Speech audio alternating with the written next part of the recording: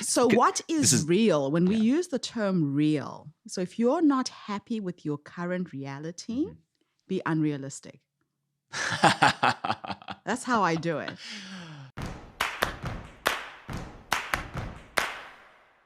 Getrude, thank you so much for spending the morning after you just did the big one. You just did the TEDx talk last night. How do you feel? I feel amazing. Do you? Yeah. I feel relieved. I was very, very anxious about this, but it was an incredible evening. Yeah. I really had a good time.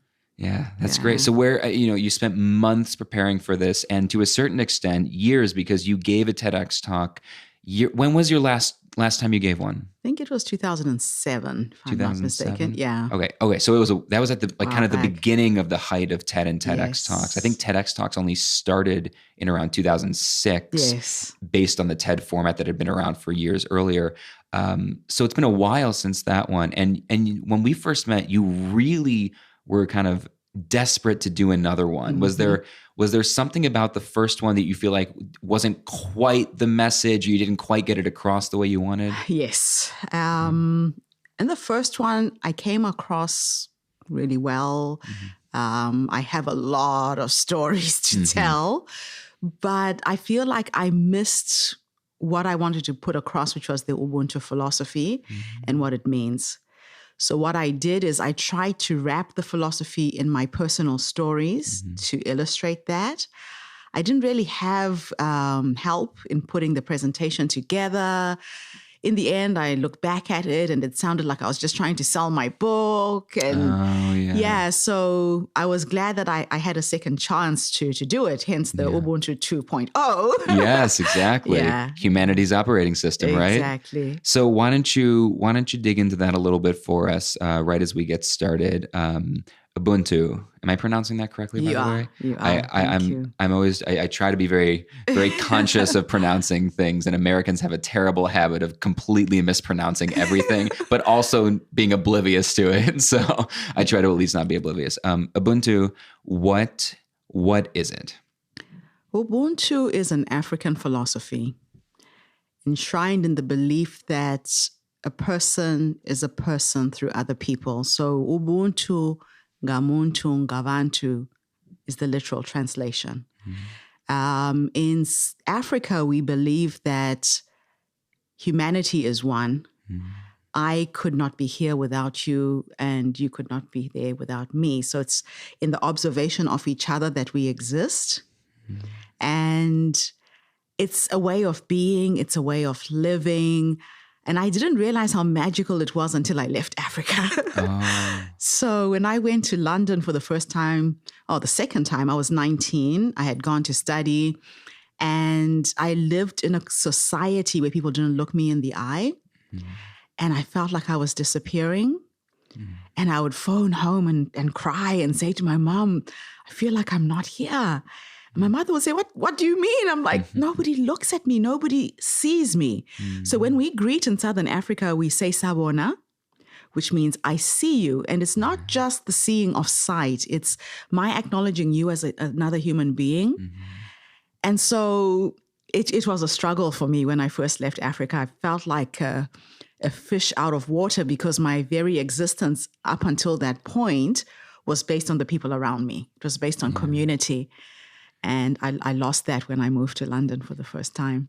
It's so interesting that you say you lost that, because I feel like we hear it a lot, especially in America today, that, it's so divisive and so distracted. We're so disconnected. And I've always wondered, is that really just here? Is it everywhere? And what's interesting to me about that is that you were born in that and you lived that philosophy.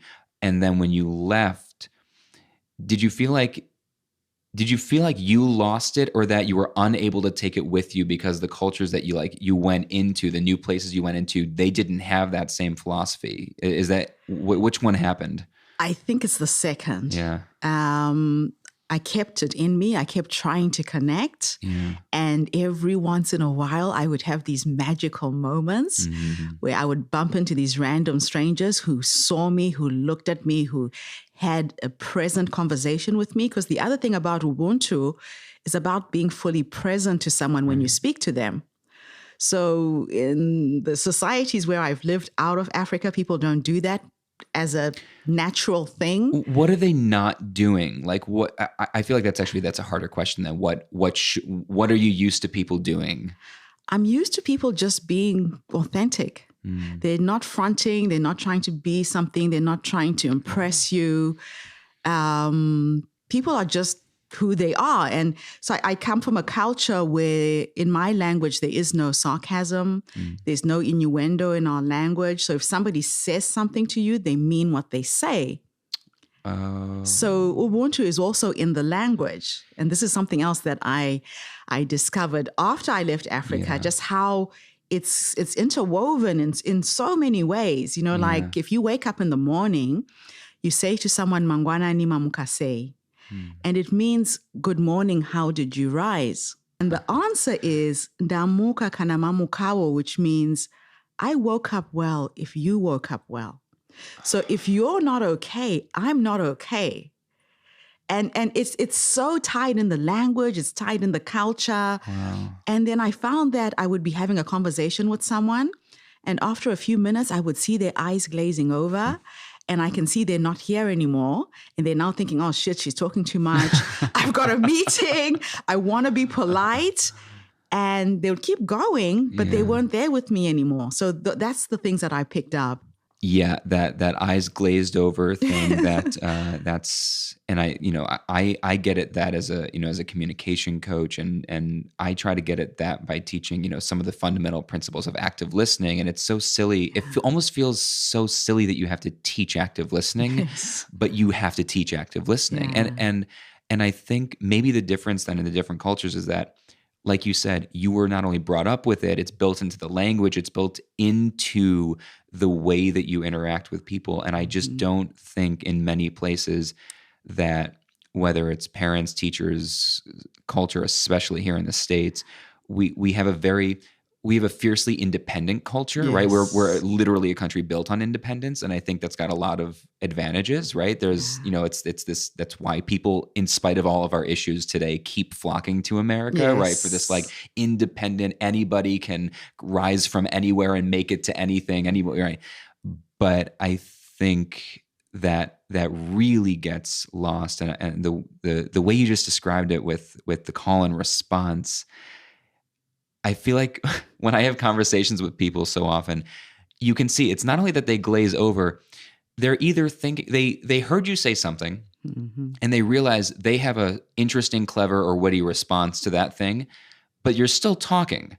And so they don't get to say it yet. And so they just tune you out and keep going, just remember that clever thing I want to say. Just remember that clever thing I want to say. And they just wait until your lips stop moving. And when they see that, they just jump in and say that clever thing, which it often is unrelated because you've moved on. You're 3 points later. And they're just interjecting. So the idea worth spreading in your TEDx talk last night, can you kind of give us that in one tight, neat sentence? So imagine for a moment if we could solve humanity's problems like our blood heals wounds. So if we were to think of the human race as an organism, that we are parts of the same whole, we're just cells. My grandmother used to describe it in a really interesting way. She would say, if you cut your finger and you start to bleed, your white blood cells will rush to that point to heal it. In a week's time, you can't even see the scar. That's how we should be reacting and responding to each other in the world. So that if we hear that there is an earthquake in Haiti, and the 7 billion people on this planet just gave $1 to Haiti, we could restore that country in a day. So in Ubuntu, there's a sense of abundance. There's a sense of enoughness. And what I found out of Africa is a sense of not enoughness and me and not we. Yeah. It reminds me of one of my kind of heroes turned mentor / friend. One of the things that he said, I heard him say a couple of years ago and just changed my life forever. He said, all of us are smarter than any of us. And I just went, Like that's it, isn't it? Like that's the whole Yes, thing. yes. So let's step back for a second, because I want to move maybe way back to how you ended up in kind of this place, how you ended up in a hotel room in Oneonta on a couch with me awkwardly. Take me back to the beginning. First, why don't we start here, and then maybe we can move backwards. These days, if you're at a social gathering, if you're meeting people for the first time, and someone just asks, "What do you do?" What's your answer these days? I call myself a serial social entrepreneur. Mm-hmm. I create business entities so I can have extra to give away and make a difference in the world. Mm-hmm. So I run for-profit businesses that can support my philanthropic efforts. For profit. This was Yes. this was one of the things that intrigued me the most when we first got to know each other, was that you have done nonprofit in the past, right? But you mostly do for profit. Yeah. And I'm struck. Maybe you can talk to me about that, because I think that intuitively feels like a contradiction to be doing like kind of save the world kind of campaigns in a for profit, as opposed to, I think there's this idea people have that in order to do anything impactful at the world, you yourself have to be like almost living in poverty and suffering in order to do it. So maybe you can speak to that. Why for profit? For profit, because it gives me one, independence. I did not like the feeling of asking people for money. When I started, I got to a point where I felt like I was begging people to help me, and it was not a nice feeling. That's how lately it feels like everyone with every cause on Facebook every day. It's just like 400 people a day on Facebook are like, "Here's my cause, please give me money." Yes. And they're all good causes. Yeah. But it puts a huge burden on your friends and family and your immediate network. So, and there's this fatigue, there's donor fatigue now. Right. You know, people give and they don't see the impact of the giving. Most organizations have a lot of wastage in marketing and promoting. So if somebody gives $20, by the time it hits Africa, it's 20 cents. And so I'm trying to disrupt this paradigm of giving. I'm trying to create a new way of giving where it's empowered. You get to see your money in action. You get to go to the communities that you want to help and meet them in person. I think it's a different experience when your feet hit the ground in a village that you've been supporting and you meet the children that you're trying to support, or the women, or whatever that is. It's a completely different experience, and it's more sustainable because it's not a one-off thing. That's great. My one question about that is, doing it that way, and maybe you can talk a little bit more about these actual trips that you do. These are highly ticketed. I mean, these are very, very expensive trips, right? This is not something that the average, mostly any average American could do. You have to be reaching out to a relatively well-off audience. Actually, no. No? The first 3 people who came on my first trip when I hit on this idea were friends of mine. Okay. Just women from New Zealand. Sure. One was a psychologist, one was a teacher, and one of them was an entrepreneur, a friend of mine who owns a childcare center. And I said, I've got this brilliant idea. I'm going to be charging $10,000 for you to come on a trip to Zimbabwe with me, but I'll show you how to make the money. Would you come? And they said yes. So I've been gifted with a brain that kind of breaks things down into small chunks. And my idea was to create the Africa-inspired gala dinner. And all they had to do was sell 100 tickets at $100 each. That's $10,000. Yeah. And I would show up as the gourmet chef for the night. So I flew to 3 different places. We started approaching different organizations to give us things, to have a silent auction when we had the dinner. And between the 4 of us, we raised $55,000 that first year. $55,000 the first year. Yeah. And that's when I realized that I had really hit on this amazing idea where the ordinary person can go out there and make a difference. So I'm just an ordinary woman. I'm not a millionaire. I'm just somebody who has a passion to do something in the world. And it doesn't stop me that I don't have the money. So the money shows up when you commit to something. The money is always there. You describe yourself as an ordinary person who you're not a superhuman. In fact, that was one of the things that you and I had kind of worked on with the TEDx talk, was to make sure that you don't come across as a superhuman, because that makes it harder for people to imagine themselves in that role. And so why don't you take us back now that we've got a kind of a good sense of where you are now and the kind of entities that you do and why you're doing them and how they work. Where did this start? Why don't you? I know you just told you just told the story in your TEDx last night. If all goes to plan, this conversation will pretty much go out within a week or so of your TEDx when it lands. So hopefully we can tag team this conversation. So let's take this as an opportunity to maybe expand upon, TEDx talks are so short. You have 15 minutes to tell as many stories and make your point in very short amount of time. But we can be a little bit more, you can dig a little bit deeper, as we did when we first met. Yes. So where did this all start? I was 17 years old. I had gone to visit my grandmother, and we were sitting on the veranda sharing this large bowl of mangoes and watermelons. And suddenly we heard the sound, and it was a helicopter flying into our village. And the next thing I saw was a shower of papers being thrown out of this helicopter. I grabbed one of them as it flew by, and turned out to be an AIDS awareness campaign. It was a flyer teaching people about the spread of the AIDS virus. They were throwing condoms out of this helicopter as well. And I watched the adults around me doing the same thing I had done, picking up the papers, looking at the cartoon characters, crunching up the papers ready to be used for their fires. I watched the kids in my community ripping open the condoms, blowing them up, and running around the village with balloons. And then they would run these workshops in the village square about AIDS in English to a community of people who couldn't read, who couldn't write. And they would take a broomstick and put the condoms on a broomstick and say, this is how you prevent the spread of AIDS. Guess what? A few weeks later, every single hut has a broomstick with a condom behind the door.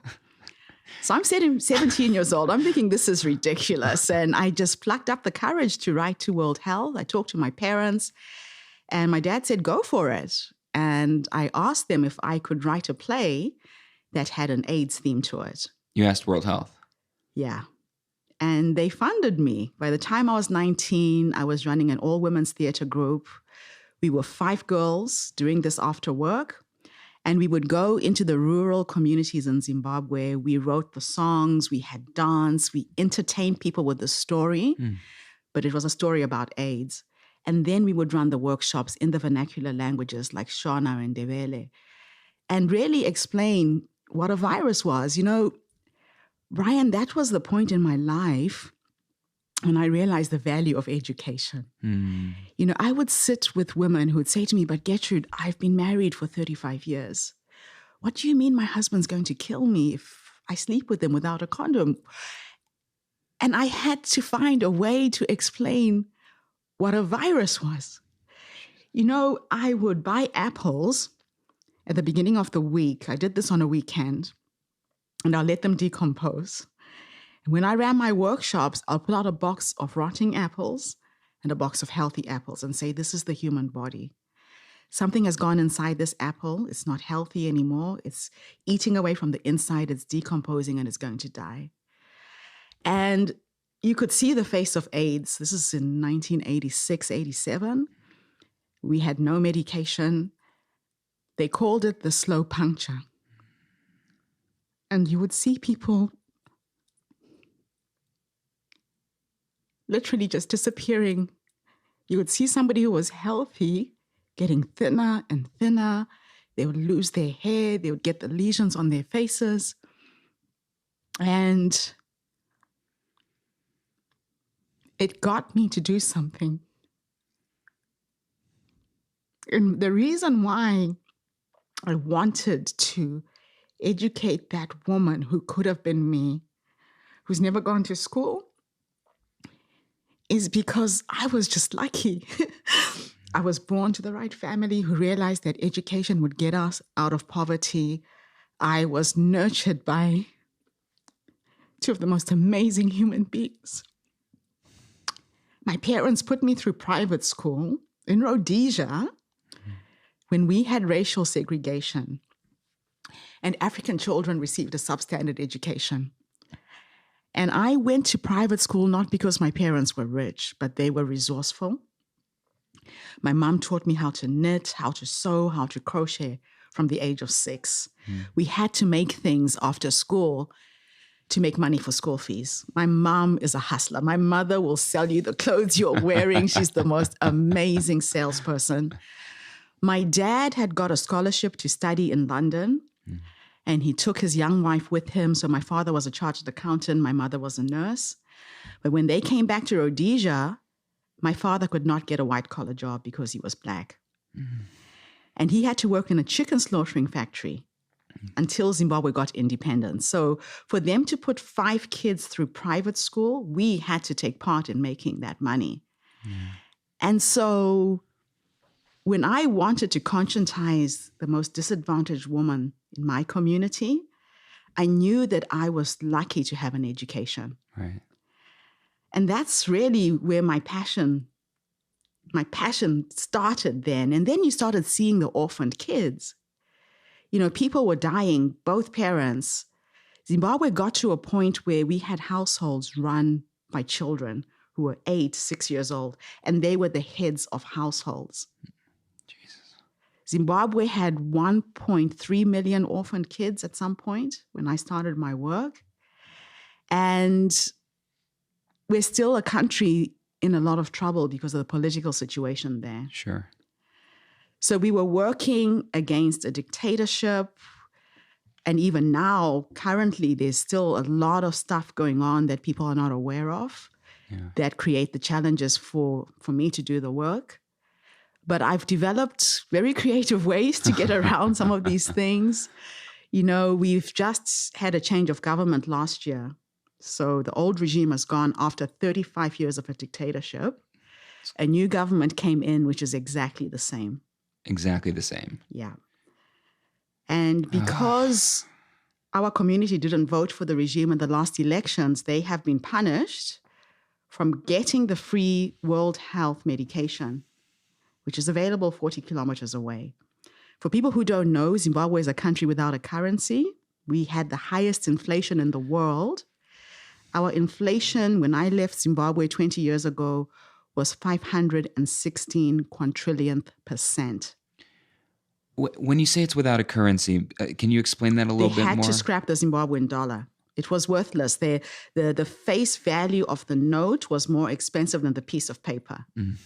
So they had to scrap the Zim dollar completely. And they introduced the US dollar. And there was a point where we were using US dollars, South African rand, Botswana pula. You would walk into a shop and you would get change in 3-4 different currencies. Right now it's just the US dollar and sometimes the South African rand and the pula.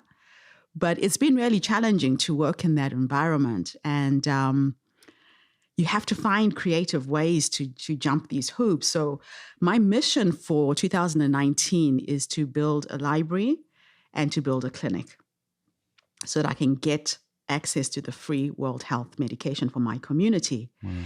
And the government has allowed me to work in education for the last 20 years. And this is how I took over this primary school. I've been supporting 350 kids from our village for the last 20 years. Incredible. Paying for school fees, starting a feeding program. With the proceeds from my Walk on the Wild Side tour business that takes people to Zim, we started a microloan program where we would give people $50. They could buy 5 bags of cement, and we would train them to make the bricks that we needed to rebuild the school. We'd buy back the bricks at 25 cents a piece. They would make $250. So it created employment. We trained the women in our community to cut and make the school uniforms so they could get an income as well. And we've done so much with very little money in the last 20 years, but healthcare is still an issue. Yeah. So just before I got ill, I came up with this idea, and it's not my idea. So I love TED. Yeah. Because you meet inspiring people with ideas that are out of the box. But the man that I met is from Australia. He's a Rotarian, and I'm a Rotarian. Okay. And he created clinics throughout Southeast Asia by buying 40-foot containers and plonking them in the middle of a village. He'll put windows and doors. air conditioning, and you've got instant infrastructure. And he was doing cataract eye surgery out of these containers. Oh. So I went and shadowed him for 6 months and documented his processes before he died. His name was John Fawcett. And the John Fawcett Foundation has done so much in Southeast Asia. It's inspiring. Yeah. So I got this idea to collect books by doing small presentations in primary schools throughout Wellington. I'll do a 10-minute assembly presentation. I'll tell the principal to tell the kids to bring any books they don't want. And in 90 days, I collected 65,000 books. And I filled a 40-foot container. Wow. So it's been sitting in the harbor for 2 years because it just got really hard. I was recovering from congestive heart failure. But my vision is to take that container to Zimbabwe by the end of this year. When it gets to the community, we empty out the books, we build a library for the school, and then we refurbish the container into a clinic. So it's really a Trojan horse. The government thinks I'm building a library, which I am. Yeah. But the end result is for me to create a clinic out of the container. And what I've done is I need to raise money to hire a private nurse and buy her a car. I've already negotiated with the World Health Workers 40 kilometers away that we will pick them up once a month and bring them to our community. And that cuts out the transport costs. Is there any issue with you talking about this publicly? I will soon find out. But no, I think it should be fine because a lot of people are going back. A lot of people are trying to help. Yeah. What the government says is that they don't have money for transport. Right. So you're just taking it into your own hands. Facilitating. It's at once very empowering and also very, very sad that individual people, and especially people all over the world who, like you said, are not millionaires, who don't come from wealthy families or anything, just ordinary people have to take these things that governments are supposed to be doing for their people, that the organizations that we put in place as a society are supposed to be doing, that they just can't get stuff done at every level. You're talking about it at a very dire level in certain places of the world. Here in the States, we have government totally failing its people in so many different ways at a different level. Yeah. But it's very empowering that somebody, just a person, can decide to make such a tremendous impact. Not even just the little day-to-day impact, which is something I spend most of my time trying to help people get on board with, just that you can do in every interaction. You can make a tiny little impact that has a ripple, but you're not doing ripples. You're making giant splashes like everywhere all the time. There is a book by a Zambian author called Dambiso Moyo. If anybody's listening, grab that book and read it. It's called Dead Aid. Okay, you'll have to send me the link to that, and I'll put it in the show notes so anybody listening can go check that in the show notes. She talks about aid and how aid has disenfranchised Africa. You're talking about governments not being responsible for their citizens' health care. That's what's happened in Africa because a lot of the health care is provided by aid organizations. So that responsibility has been totally given to aid organizations by our governments, which is wrong. Yeah. We shouldn't have to rely on the outside to provide basic healthcare for our citizens. So, and that's why when I moved away from the nonprofit model, it's the same thing because aid organizations can only do so much. In what way? How are they limited?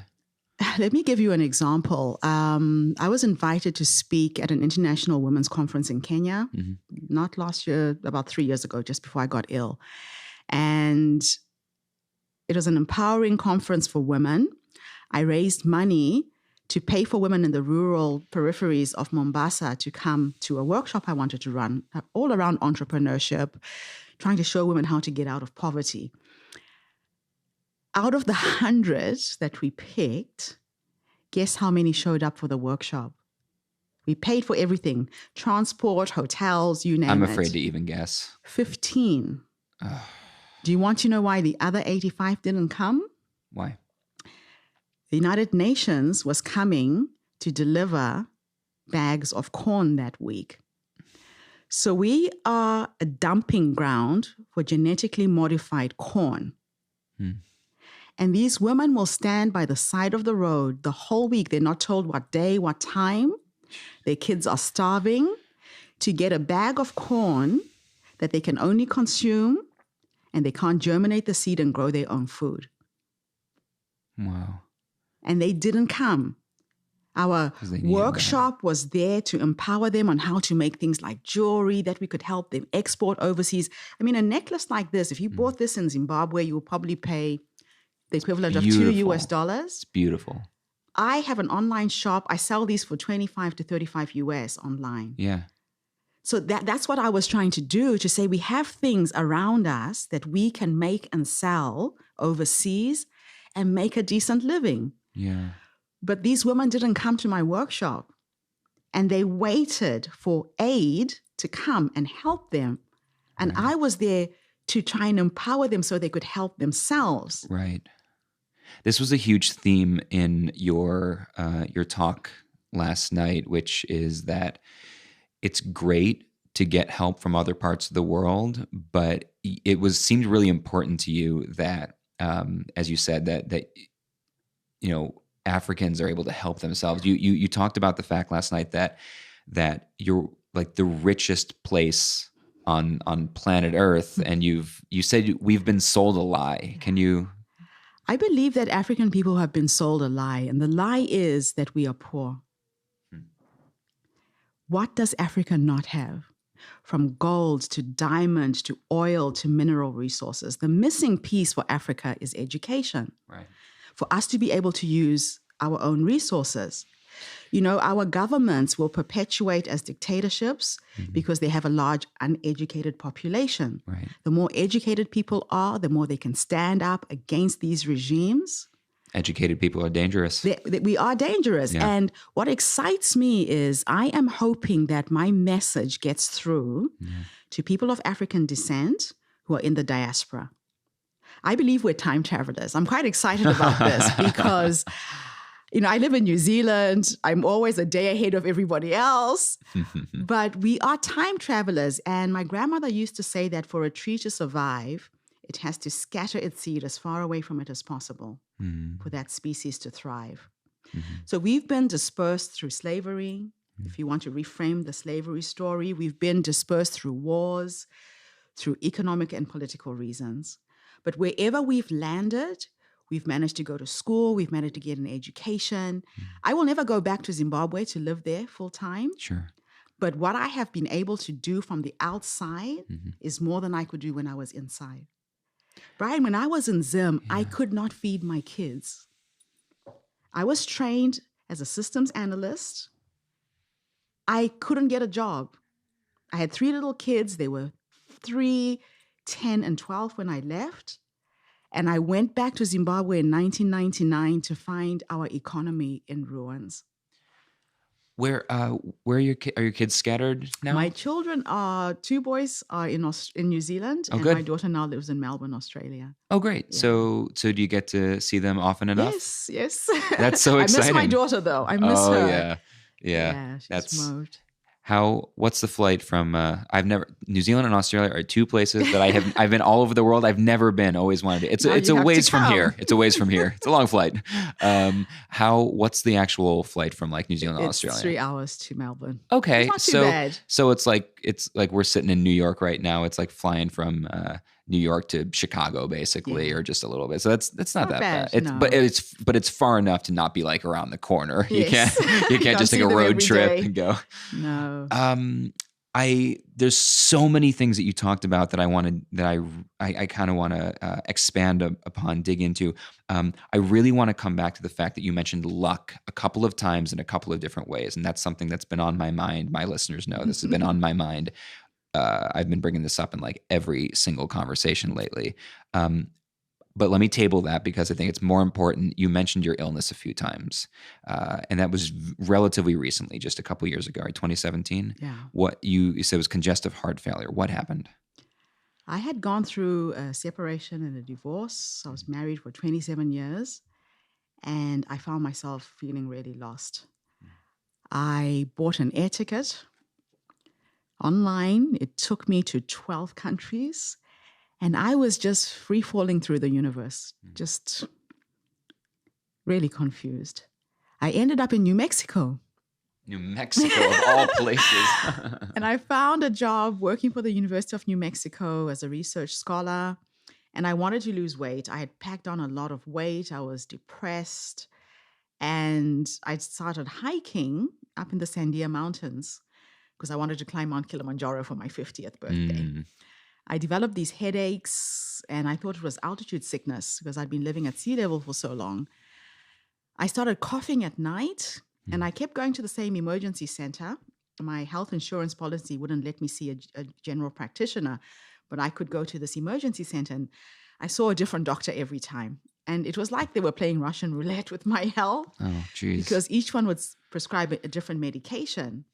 And I kept saying, I can't sleep at night. During the day, I was fine.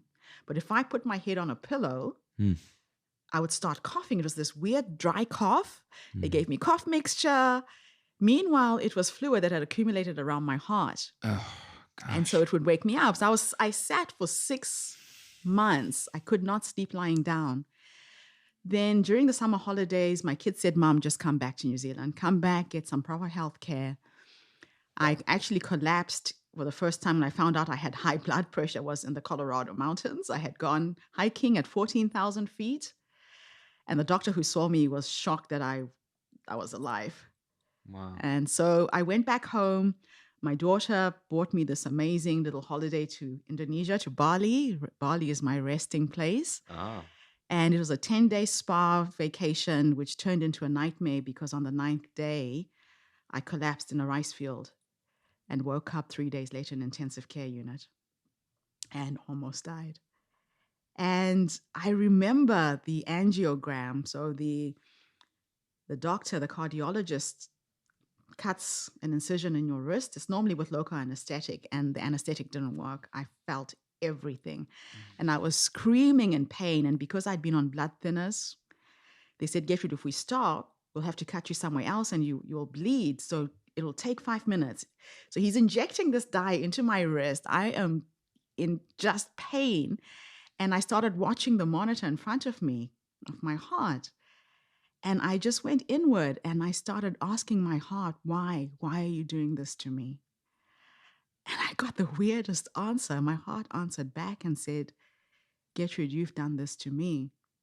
I'm pumping oxygen and nutrients into every single cell in your body to keep you alive, but you've forgotten to take care of me. And when I got that understanding, the procedure stopped, the pain stopped. Fortunately, my coronary arteries were clear. So the fluid around my heart was drained with a diuretic blood pressure medication I was on.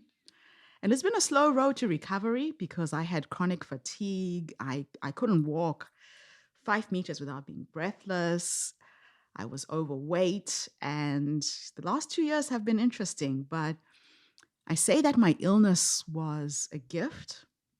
And if anybody out there is sick and you're stuck right now and you're lying in a bed somewhere, not sure why this has happened to you, take the time to reconnect with yourself, because that's what I did. I couldn't go anywhere. I couldn't do anything. And I started asking myself questions like, what is my next step?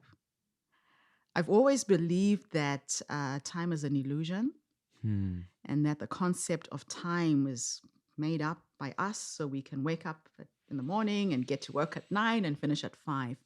But imagine if time didn't exist and your past, your present, and your future exist in the same timeline. You can actually talk to your future self and figure out what you're supposed to do. Mm-hmm. And so I play with that a lot. I go into a meditative state and I ask myself, what am I supposed to do next? And sometimes I will bump into someone the next morning who will say a word that connects with a thought. And then it's like a light bulb moment and I get it. Sometimes it's something I read in the newspaper, something on the TV. I just start being very aware of what's coming at me because I get my signs from the universe in a very magical way. And mostly it's through my dreams. That's amazing. I am on the other side of the spectrum when it comes to talking about things mystical, which is kind of funny for someone who made a living as a magician for a decade. Maybe because actually people who do magic for a living tend to be completely don't believe in any of that stuff because we spend our whole lives faking it, Yes. right? We know all the tricks.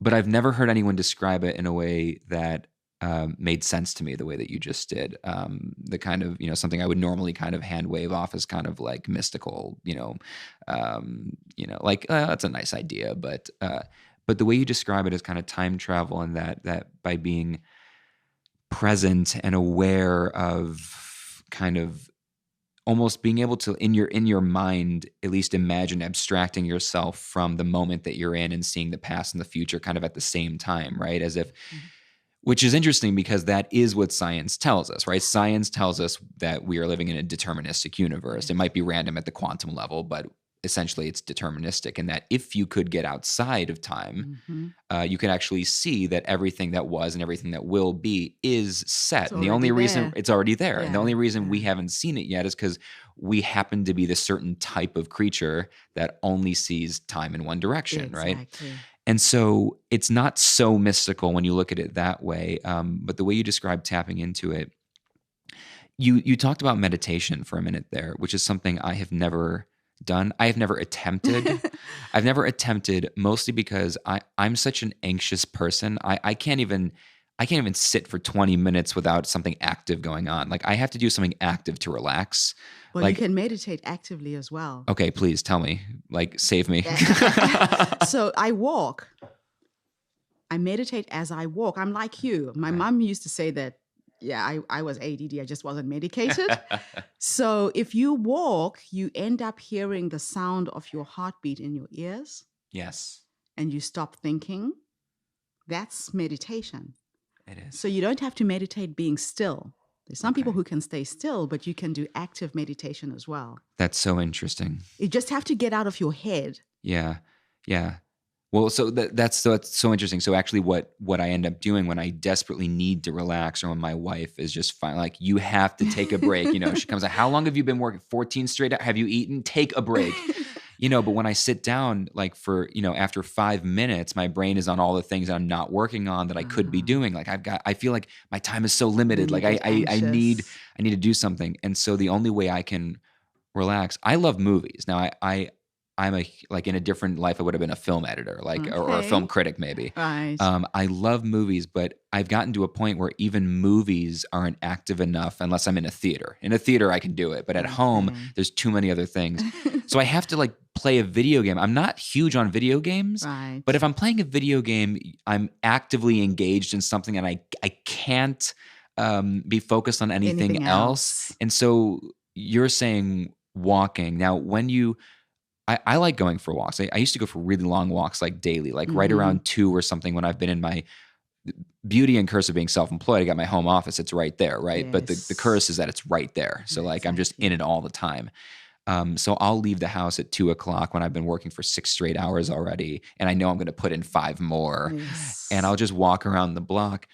I usually end up putting in a podcast in my earbuds, or just some music or something. Yes. Do you recommend having something in your ears? There's a lot of people that say, no. That's still not taking a break. You're still taking in information. It's okay. It depends on how your brain is wired. Okay. Yeah. I'm wired.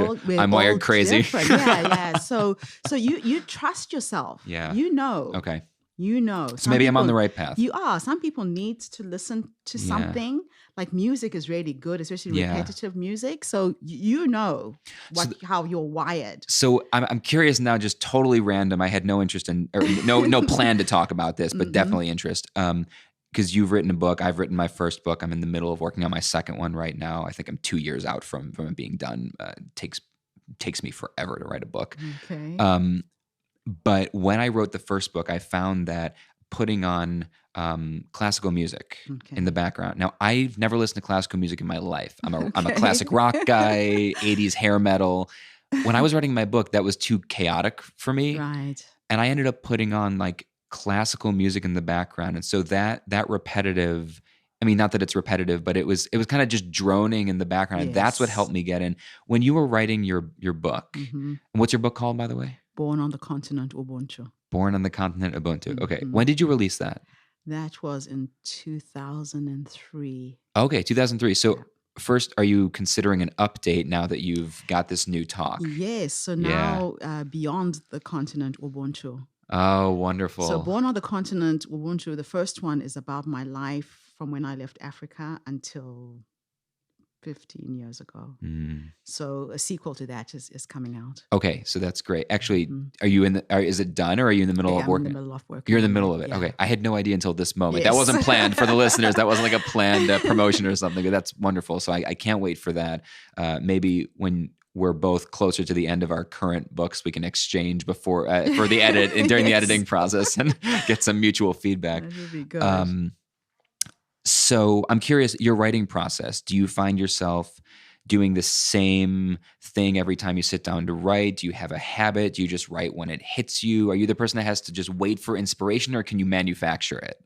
So you said it takes you a long time to write. It does. So for me, it's the opposite. When I wrote my first book, I'll be honest, it took me 18 years.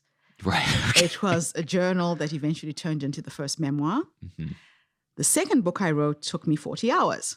Oh my goodness. And I've now developed a process called How to Write a Book in 40 Hours. And I coach and teach people how to do this. So take my money. I want to be done. So the process I've developed is, when I wrote the second book, I was working as a change agent. I was What's hired. What's a change agent? I would go into organizations. I did a business degree and I majored in industrial psychology and management. And I would go into organizations and help with staff morale, anything to do with PR, personal development kind of stuff in organizations. And the two major banks in New Zealand had merged, and they were having problems with staff morale. And I knew one of the managers, and he said to me, Getrude, I need your help. I've got 650 people in this building. They are not getting on. Come in and do your stuff. And everything I do is around storytelling. And I thought, how could I shift 650 people in one day? And I asked them to give me a boardroom. They would bring people in 100, 120 at a time. And I did the same presentation 6 times that day. But the presentation was called It's Not About What Matters That Happens. And it turned into the title of my second book. And I decided to tell 10 stories of my major life challenges. And I would summarize each story with the lessons or the gifts that I got from each challenge. And people would walk into this boardroom. I'd give them a feedback form. And I'd say to them, today's presentation is based on a book that I want to write. I would love your feedback. Please put down any questions that come up as I'm speaking. Don't wait until the end, otherwise you forget. Or if I say something that really resonates and hits home, write that down as well. And then I put at the bottom, and if you would like a copy, the book is $35. Oh my goodness. I pre-sold 485 copies of a book that didn't exist. So I was under a lot of pressure to deliver. And so I got back home. I got my personal assistant to type up all the questions into an Excel spreadsheet. Oh, and she collated the common thread of questions, and those became the chapters to this book. And I just got my dictaphone at the time. Now you've got smartphones. Sure. And I just recorded myself answering the questions. I got that transcribed. Then once that was on paper, the book was out of my head. The structure was already there. And then I just went back to each chapter and I refined it, perfected it. I worked with my editors, and literally in 40 hours, the book was on Amazon and Kindle. Oh my goodness. So I love this though. So you leveraged a workshop opportunity, and I'm guessing for anybody aspiring authors out there, and I'm taking this to heart as well, obviously, working on my second one, needing to not spend, I spent 3 years on the first one and not 18, but 3 years was enough for me. And my second one, as I'm in the beginning stage of it right now. And partly the reason it hasn't advanced further in the last 6 months is because I'm terrified of how long it took me to write the first one. I'm getting stuck again. And I'm getting a little like, oh no. But I really desperately want, and also part of it is that the first book I wrote only came out last year. And I'm kind of torn between, do I really want to immediately jump to the next one, or should I give the current one a little bit more breathing room for a year or two before I really launch into the next? Because it's a new topic. It's related to the first one, but it's a new topic. So I love this idea that you used the workshop and you kind of had your audience your target market, in fact, like write the book for you, essentially. Exactly. Like the book So they wanted to read. You're going to market before you write. Right. And you're saying, what do you need to hear based on this content? Oh, it's so good. So you're going to good. deliver appropriate content if you do it this way. Yeah. Because you know what you know, Yeah. Brian. I know what I know, but I don't know what my reader needs to know. And that's what this process does. Yeah. Yeah. Then you just reverse engineer it and you deliver the content that's of value to the people you want to serve. It's like really tactical perspective taking. It's not just using the perspective taking, skill that I talk about all the time to connect with someone, but it's using it in the business sense. Because I teach perspective taking to marketers and to salespeople and people that need to be able to see the point of view of the customer. You see it all the time in marketing and sales copy that they clearly have no idea who's reading this thing, right? And you just go, no, you're not buying your own product. It's not for you. What are you writing about? No one cares about that. So it sounds like you really, go out. So here's a question. What would you say then to the flip side? I like to play devil's advocate to the folks who say do the opposite. Basically, just ignore the audience. You need to write the thing that's, don't try to write a thing that you think your audience will like. Write the thing that's meaningful to you, the thing that you think, and then, it's go find an audience for your work as opposed to make work for your audience. Do you have an opinion on that? My opinion is always, how may I serve? Sure. So if I'm going to write a book, I'm thinking about that person who's going to take the time to pay for my content. Mm-hmm. How can I be of service to you? Right. So I'm always on the other side. Right. That makes sense. When I write my personal stories, so if it's not a book that's teaching anyone anything, then I do what you've just said. Because then that's my stuff. That's just me and what I'm passionate about or what I want to put out into the world. So there's two types of books here. Okay, I get that makes sense to me. That to me, actually, to a certain extent, that is what this podcast is for me. Okay. I have not, and it's unlikely I would do any monetization of this podcast in terms of ads. There's never been any ads on here. There's no sponsors. There's one particular organization, a nonprofit that I'm considering collaborating with. Not so much not advertising, just collaboration with the right people. But and the reason is everything in my life is monetized, right? Okay. Everything I do is part of my business. Now my business is trying to help people. Like same thing. I'm a for-profit trying to make a difference in the world. But and because I'm taken care of, to just come full circle in this conversation, because I'm successful in my business, I'm not worried about my own health and safety on a daily basis. I can actually show up for the people. It's doing it for profit so that I'm not struggling. So I like one of my favorite quotes, people who are drowning make lousy lifeguards, right? It's just like, no, you can't be drowning if you're going to help people. Help someone else. So for me, the podcast, by having no advertisers, by having no one I owe anything to but me, I get to just do this for me, and anybody who wants to listen will listen. Yeah. And I don't have to worry about making it, tweaking it, and editing it so it's exactly what people who say bought my book want to hear, because they don't have to listen to this. And then we get to have these kind of conversations where I don't have to edit our conversations in real time to get at a certain specific type of thing. We can just, because if we had, frees you. It frees you. It actually, by constraining yourself in certain areas, you actually free yourself artistically in other areas. Isn't it? Yeah. Isn't that interesting? That's kind of the way that I've been working on my movie script.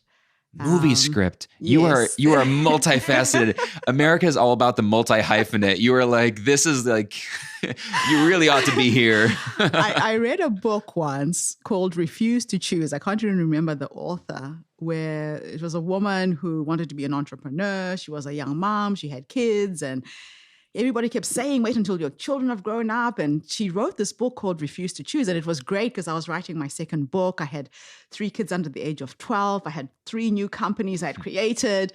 And so I learned to stretch time. You can turn a 24-hour day into 36 if you want to. It's called air travel. what I would do is my kids would come from school. I would feed them, would do homework, put them to bed. I would go to sleep early and I would wake up. I would put my alarm at 2:00 in the morning, and 2 a.m. became my writing hour. Wow. And if I had 2-3 hours intense with no interruptions, I got so much done. Wow. And that's how I finished the first book. And so with Refuse to Choose, I've had a multitude of businesses that are so different from, I'm an artist. I hand paint fabrics. I'm a textile artist. I design clothes. I used to have a design business. I opened a recruiting agency for doctors. Then I started recruiting actors for King Kong and Avatar, for Peter Jackson and James Cameron. And that's what inspired me to be a digital filmmaker. Wow. A digital storyteller, rather. And I went back to college when I was 37, and I started working on this movie script. And it's based on my life story. The backdrop to my story is the AIDS pandemic and how it's affected me. Sure. And for the last 15 years, it's been a struggle. Yeah. It's a personal story. My youngest brother died of AIDS. Oh, and for me, when I write creatively, it's like writing a poem. When you finish a poem, it's a feeling that comes over you and you know it's done. And I haven't had that feeling yet. And so I don't push it. You know how you were saying, can you manufacture? Yeah, so with my poetry, I normally wake up with headaches.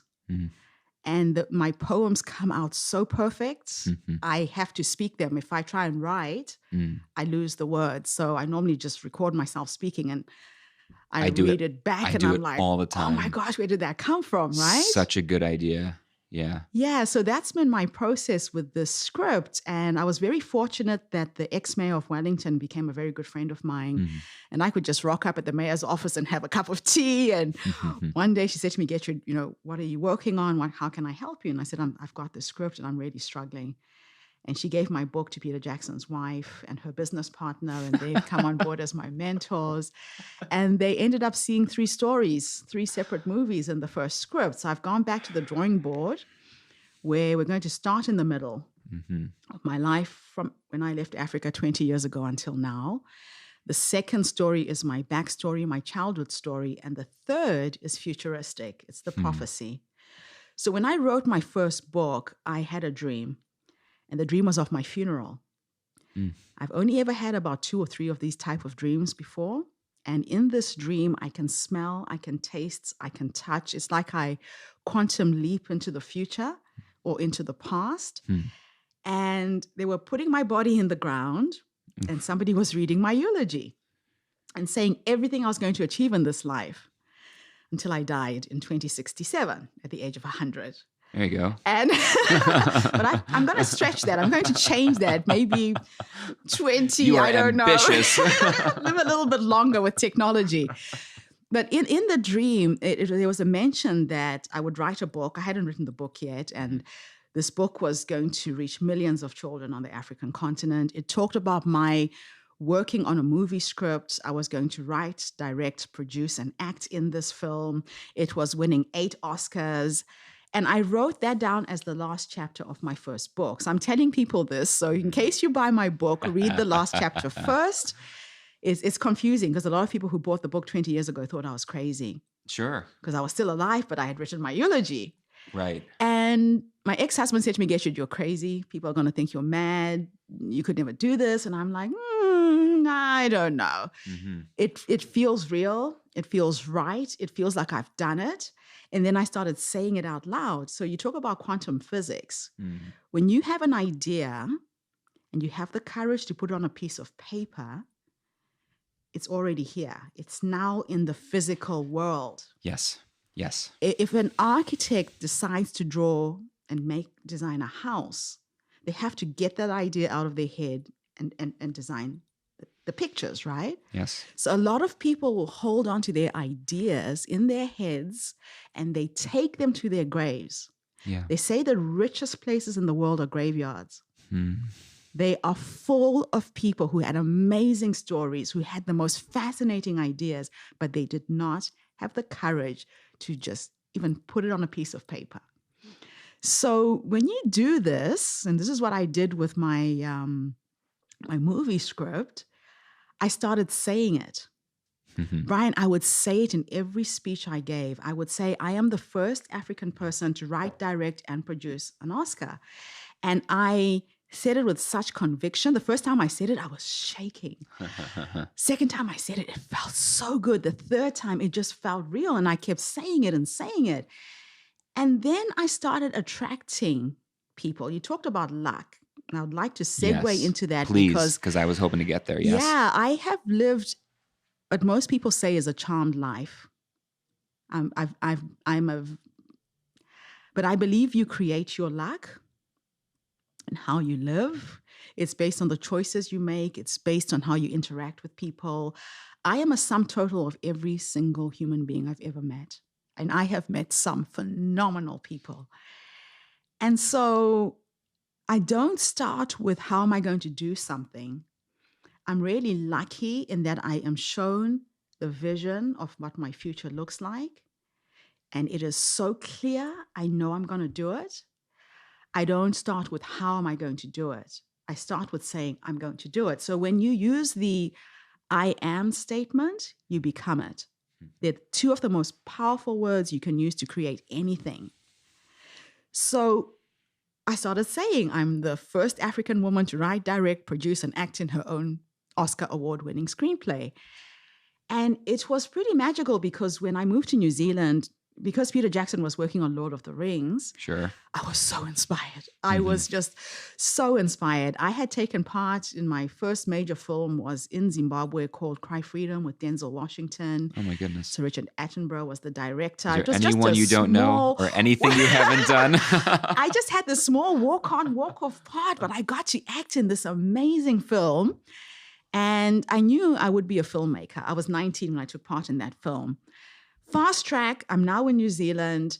Peter Jackson has just made this amazing film, and he started giving lectures all over Wellington. Sure. And some of his staff did the same. And I went to a presentation where the guy who designed the spider in Lord of the Rings was giving a talk. And I'm sitting at the back of the room, and this voice said, ask. Just ask. And my ask was, I was thinking in my head, God, I wouldn't mind acting in one of his films. Something got my hand up, and I just asked the question. And this guy said, actually, we're looking for 350 African extras for one scene. Oh, my God. For the film King Kong, which came after Lord of the Rings. Oh, goodness. So he gives me an email address. I email my CV. Next thing I know, I'm in front of the casting director. I got 2 parts in the film, and I felt really special. I thought, gosh, my acting is fantastic. They've given me 2 roles in this film. Are you in King Kong? I am. Oh, my gosh. Are you able to, can you send... Like, are you able to send like a link to like a freeze frame or something? Like, send me like where we can like put that in the show notes or something. Put that in the show notes. We'll make sure we can do that. Again, it wasn't a big part. Yeah. But well, sure. I'm there. But My sister's in it. My kids. The whole family. But even to a certain extent, just being around people. The fact that you did ask though, when you talk about luck. And you said you do believe in luck. So clearly you do believe in it because you believe we can shape it, which means you believe in it. So you don't believe. So this is what's interesting, right? And I have, this is my big question with luck. We already both agreed that we're in a deterministic universe, that everything's set. But we both agree you can create your own luck. You can bend reality. How do we reconcile those two things? Those two seem, the ability to manipulate your own luck to change your kind of path, and the fact that we both agree we're in a deterministic world where everything's set. How do what is real? When we use the term real, so if you're not happy with your current reality, be unrealistic. That's how I do it. Be unrealistic. So aim for that impossible thing that everybody tells you cannot be done. For me, it gives me just this drive to prove you wrong.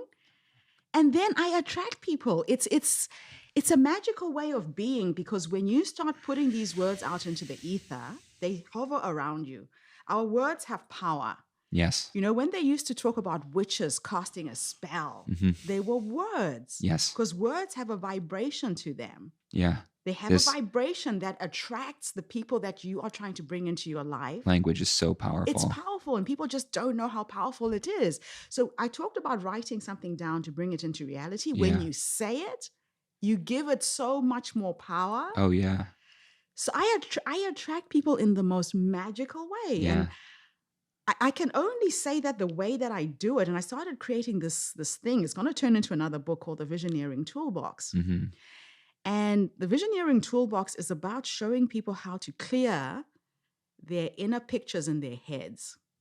So it's like putting on your spectacles. Yeah. It's there already. It's just out of focus. How to get it in focus. Exactly. Yeah, right. Got it. Right. How to get everything in focus. And what the gift that I have is all of my visions come through these dreams, and I know exactly what it will look like. I know how it will feel when I get that Oscar. I've lived it already. I've written the Oscar acceptance speech. I know it by heart. In case the listener can or can't hear, that's Getrude's husband laughing in the background. The first time he's audible. Oh my goodness. So, and I met him in another magical way. Can I share this? Yes, let's do it. Okay, so when I went through my separation and divorce, I decided I did not want to be one of those women who's sad, who's miserable, who's thinking, oh, life's so bad, I'll never meet someone. I believe in love. And I knew that the man who would love me was out there just waiting for me to find him. And I started writing letters. Again, I put it on paper. Sure, yeah. I described not what he would look like, but the essence of the man I wanted to die with. I wanted somebody who was gentle, who was kind, who was funny, who I would click with. And when I met him, it would feel like, oh, there you are. Where have you been? I've been waiting for you. So it was a book. It's now a book called Dear Harry. So I have multiple books. Again, I refuse to choose to write one book at a time. You refuse to choose anything. You will not be stopped. So it started with this letter called Dear Harry, where I said, Harry, I'm out in the world looking for you, and I'm going to travel. I don't know what country you're in. And this is when I was going to these 12 countries searching for my Harry. And every time I felt lonely, every time I felt sad, I would write letters, and they would come in my head. Some of them are Shakespearean inspired. Like I wrote this one letter with Shakespeare in my head, and it's just so beautiful. And then he showed up. And when I met Darius, it was soon after I was recovering from heart failure, and I was in bad shape. I had chronic fatigue. I couldn't get out of bed. I couldn't walk 5 steps without being breathless. And a friend of mine said to me, Getrude, you've got to get up. I was depressed. Sure. And she said, I put your profile on a dating site. And men was the last thing I was interested in, was to date. I'm like, Shannon, take my profile down. She's like, no, this is an excuse for you to put on some makeup, put on a dress, get out of the damn house. And just as I was about to take my profile down, because I got slammed by a lot of young men. Yeah. And I mean, some of these kids were 28, and I'll say, you're the same age as my son. Oh my God. And they'll say to me, oh, but age is just a number. And I'm like, no, you have milk on your nose. I'm looking for someone mature. The week I was about to take my profile down, she reworded what I was looking for. And the first person I met is now my husband. Unbelievable. And I remember we went on this date, and my sister said to me, look, dating websites are dangerous. He could be a serial killer. Take a picture of him when you meet him. If you could see Darius, he's the last thing from being a serial killer. So I chose this little restaurant called Gateway to Heaven. I'm a diehard romantic. Oh my goodness. And we met at 4:00. It was closing at 5 in case I didn't like him. I could leave within an hour. And this poor man walks into this restaurant. I'm like, do you mind if we take a picture? He's like, yeah, sure. So he was holding the camera, and he clicked on the video, and we started laughing because it was a little video clip instead of a picture. But it was evidence in case, something happened to me and I disappeared, my sister would know how to track me. Oh, and at the end of that hour, we ended up going for dinner. We were in that restaurant until 2 a.m. in the morning. They had to kick us out of the restaurant. And then as he was walking me to the car, he put his arms around me and he hugged me. And Darius is a big guy, and I'm pretty short, right? And he enveloped me in his arms, and I felt the broken pieces of my soul come back together again. And there's a line in the very first letter where I said, and when I will meet you, with the first hug, I will feel the broken pieces of my soul come back together again as you heal me with love and laughter. And that's what the last 2 years have been like. It's just been incredible. So, So beautiful.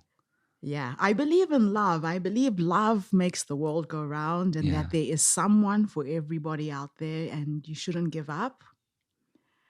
So I'm going to ask you one final question. Before we do that, let me say again, just thank you so much for your time and just showing up, not just literally to this silly hotel room blue couch, but thank you for just like being fully present, especially with having just told these stories on stage and kind of lived it and breathed it last night. I know, as a speaker, right, I know how draining it is to go into that emotional place and tell those stories. Thank you for doing it again this morning for the benefit of everybody here. Before I ask you the last question, where should we find you? What's the first thing where, someone's listening to this? My audience is largely young professionals, young adults, and people who work with young professionals and young adults. What's the thing? It could be a book, a website, anything that you'd like them to go see this first or go read this first. I would say go and read my book. Which one? Born on the Continent Ubuntu. Born on the First Continent book, Ubuntu. because that gives you an essence of who I am, Good. What I've done, what I'm doing, what I'm trying to do. Great. If you want to connect with me, Facebook is my platform. Okay. So I've got a huge following on Facebook.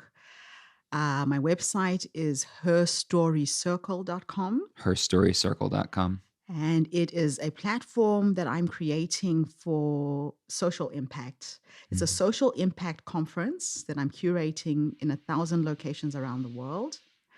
I'm trying to connect 1 million women. The Me Too movement has got women getting up and saying, I need to be heard. Yes. So I'm creating a platform where I mentor, I coach people who have never spoken to get up on stage and share their stories. We are giving the platform 25% to men because I believe that a lot of women's empowerment programs, we are talking to ourselves and we need to bring our men to the table. We know our issues, right? But until men start coming into the room and listening and sharing, we're just trying to create the impossible. Right. And in every location, we pick a social impact project to get behind. It can be around women and children, the elderly, the homeless, or the disabled. And as a collective, we have 100 speakers at every conference over 2 or 3 days. So it's a TED Talk style conference for women. Yeah. And men, 25%. Right. And we get behind a project in that location that we can support. Great. So it could be a nonprofit. It could be somebody who wants to start something in the community. If we had 100 people in the room and somebody is trying to raise, let's say, $100,000 to start off a project, and we each gave $100, we could create massive impact as a collective. So everything I'm doing is how do we work as a collective to implement change? The other side to this conference is that we pick a project offshore. Okay. So that the conference becomes a bridge for women in the developed world, helping up women in the developing world. So I have contacts in Southeast Asia, in the Caribbean, in Africa, in India, where we've been working in women's cooperatives that need financial support. So for instance, I have a woman who stepped up to bring the conference to Galway in Ireland. She was born in Tanzania, has no contacts there. And she said to me, Getrude, I don't know anybody, but I wanted to go back because that's where I was born. One Facebook connection with my chairperson in Arusha has now created a cooperative for the 100 women in Tanzania. They were trying to raise money to buy 100 sewing machines to get out of poverty. My speakers in Ireland have taken it upon themselves to each raise £100 to support one of their peers. This little project in Tanzania is not just going to impact on 100 women anymore. It's 1,000. Wow. Because they're starting a cooperative to teach women how to sew. And through the conference, you know how at TED we had the swag bags at the door? Yeah. The I didn't get women one. who are... You didn't? No, we'll I make missed sure it. we get you one. The women who are in Tanzania or in Africa, I've now set up about 3 or 4 of these cooperatives because of this girls' initiative. Sure. They will make the swag bags Oh, for that's this great. conference. If we give them an order for 1,000 bags at $5, $5,000 in Africa is like millions of shillings. Wow. So that's the social impact. That's great. So And it's HerStoryCircle.com? HerStoryCircle.com. That's Great. the best So website. I will make sure that we've got a link to your book, your Facebook socials. Are you on Instagram as well? Yes, I am. Okay, because I tagged you, and so I'm glad just to know that I actually tagged you and not just someone with the same name that looks like you. Okay. Because you never really Never know. Okay, so that's great. I want to ask you one final question to kind of bring everything all together here, which is, as I mentioned, a lot of young professionals, people who work with young professionals, educators, and et cetera. If you could give just, one piece of advice and kind of distill this unbelievable, just ambitious life that clearly is not even close to over. You sound like you talk like someone who's like 18 and just getting started. What piece of advice would you give to a young person, a young professional who wants to make a positive impact in the world? They're at the beginning of their career. Maybe they just left school or they're just about to. They got a tremendous amount of student loans and debt. They don't know what they're going to do with their life yet, but they know they want to do something meaningful. What would you tell them? I would say that your life purpose lies in the things that you are passionate about. If you can find a way to create a career, a business around your passion, then you're not going to work. Yeah. You're going to play every single day. Last night at the conference, we had a young boy who kept us there until the end. Right. He was about 20 years old, and he came to me and said, Gertrude, there was a reason why I came today. I'm confused. I feel lost. I'm not in college.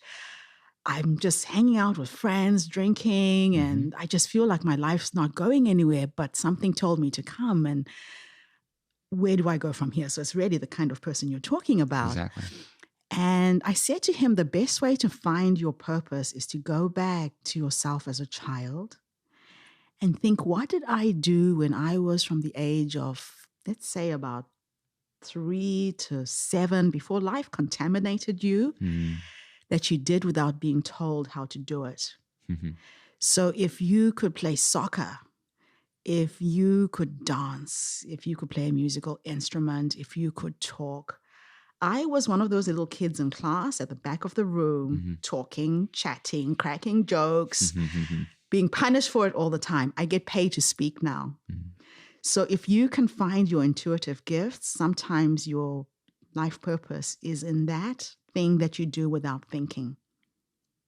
And you will find a career where you can do that thing you do without thinking really well.